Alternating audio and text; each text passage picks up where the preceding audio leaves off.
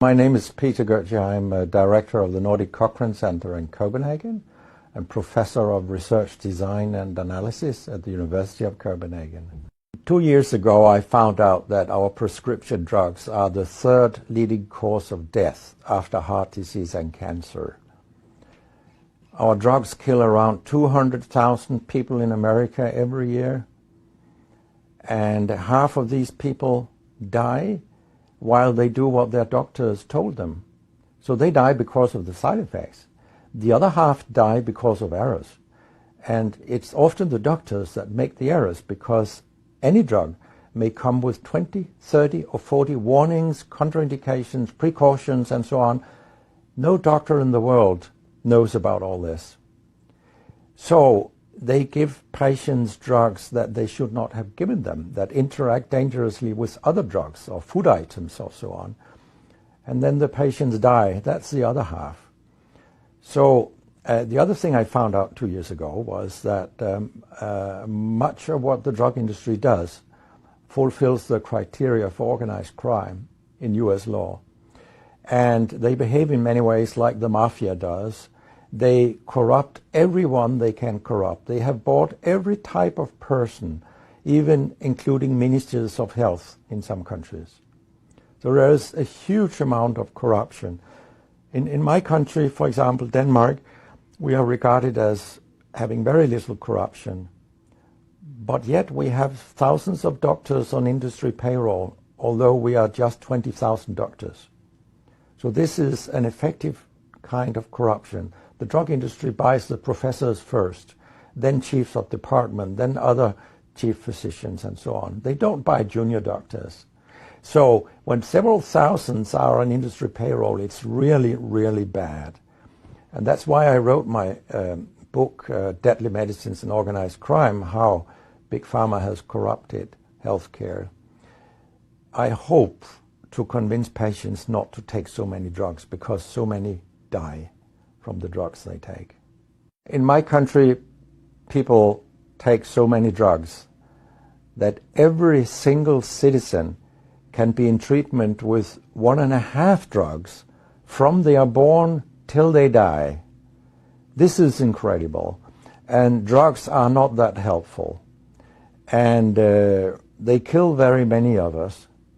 We know that. That's why drugs are the third major killer after heart disease and cancer. So what we need in the coming years is to take far fewer drugs than what we do currently.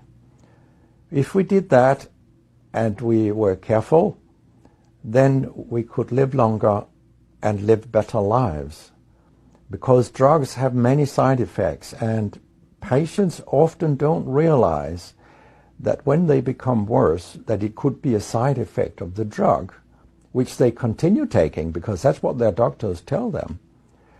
So when I was a specialist in internal medicine, what I very often did was that I stopped a lot of drugs, particularly in elderly people, and it's quite revealing to see a bedridden elderly person come into your ward, and when you stop the drugs, I mean, that person becomes many years younger. And many of these drugs affect the brain, and old people tolerate that very, very badly. They fall, and when they break a hip, 1/4 of them die. And for example, antidepressant drugs are used in more than 10% of our elderly. And they seem to kill 3% of them every year. I mean, if 100 old people take an antidepressant for 1 year, 3% of them will die because they fall and break their hip. This is a huge death rate. So a lot of other drugs than antidepressants also make people fall and kill them. And they may affect your cognition, your memory and all these things. And then they interact in ways that we know almost nothing about. Very many elderly, they take more than 5 drugs a day, and we actually don't know how these drugs interact with each other. What we do know is that all drugs have many effects in the body, and some of them interact also in their metabolism. so that you can get a too high concentration of a drug if you take other drugs simultaneously. So we make a lot of harms that we don't even recognize. I have a pretty colorful collection of things people have called me during all these years. And sometimes journalists have asked me, why do you always look up controversy? And my reply is, I don't.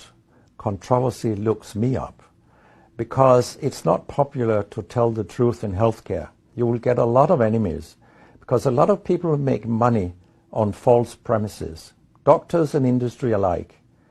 And our drug regulators and our politicians, they are on board on this wagon. So very few people are independent of money in healthcare. And of